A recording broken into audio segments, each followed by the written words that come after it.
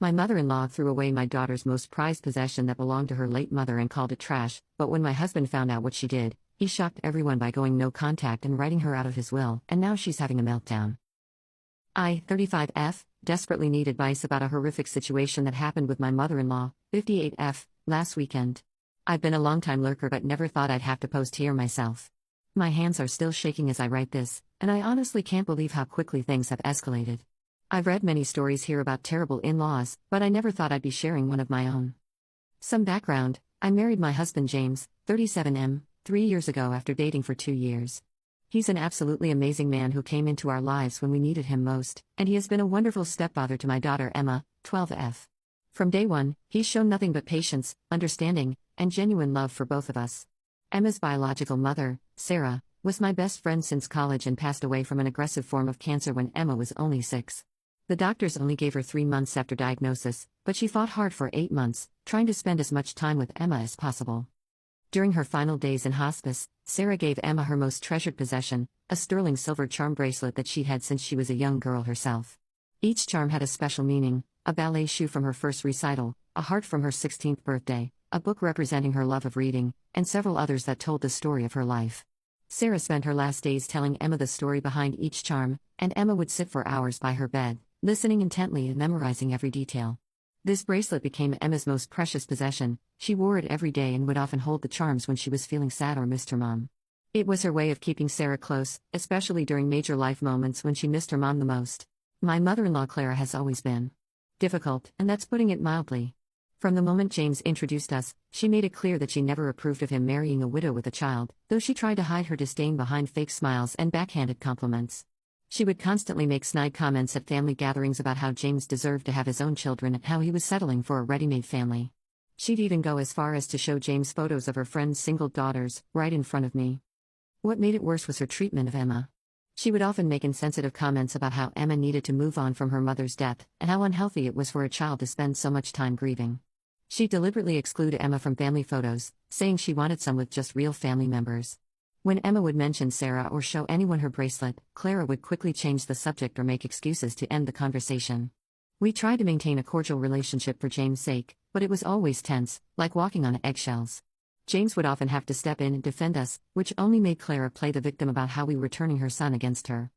Last weekend, we had to attend James' cousin's wedding. It was strictly an adults-only event at an upscale venue, and Clara immediately offered to watch Emma. She made a big show at the last family dinner about how she had planned a special grandmother-granddaughter bonding day with cookie baking, crafts, and movies. Emma was actually excited about it, which made my heart ache because despite Clara's previous behavior, Emma still desperately wanted her approval and love. She spent days talking about what kinds of cookies they would make and even wrote down her mom's old snickerdoodle recipe that she wanted to share. I was extremely hesitant about leaving Emma with Clara. Something in my gut was screaming that it was a bad idea, but I couldn't pinpoint why. James assured me everything would be fine. After all, what could go wrong in just 6 hours? Plus, refusing Clara's offer would have caused a massive drama that would have overshadowed the wedding.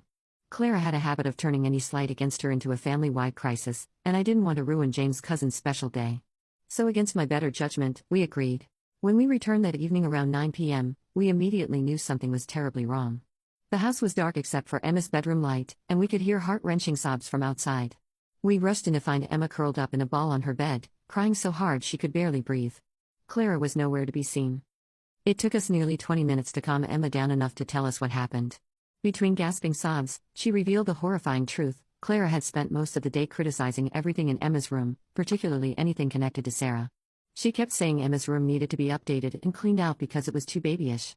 Then, while Emma was in the bathroom, Clara had gone through her jewelry box, found Sarah's bracelet, and threw it away.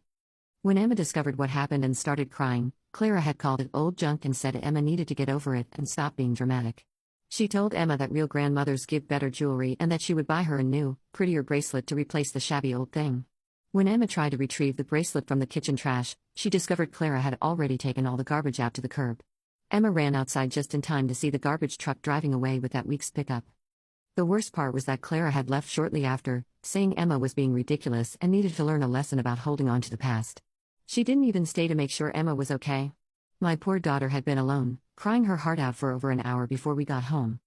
I was absolutely livid, shaking with a rage I'd never experienced before, but what happened next shocked everyone in the family. James, who had always been relatively passive with his mother to keep the peace, underwent a transformation I'd never seen. His face went completely white, then red with fury. Without saying a word to me, he pulled out his phone and called Clara. His voice was deadly calm, the kind of calm that signals an approaching storm. "Get back to our house. Now. You have exactly 20 minutes before I come to your house and make this much worse." He hung up before she could respond. Those 20 minutes were tense. James paced the living room like a caged lion while I sat with Emma, trying to comfort her. She had finally stopped crying but was now in that awful, hollow state of shock that comes after intense grief. She just kept touching her empty wrist and whispering, "I want my mom." Clara arrived 18 minutes later, breezing in through the front door as if she was arriving for a casual visit. She was wearing a smug little smile and carrying a shopping bag. "Oh good, you're home," she chirped, acting completely innocent about the whole thing. "I bought Emma a lovely new bracelet from the mall. Much more appropriate for a girl her age than that old." James cut her off mid-sentence with a thunderous "shut up." That made everyone jump.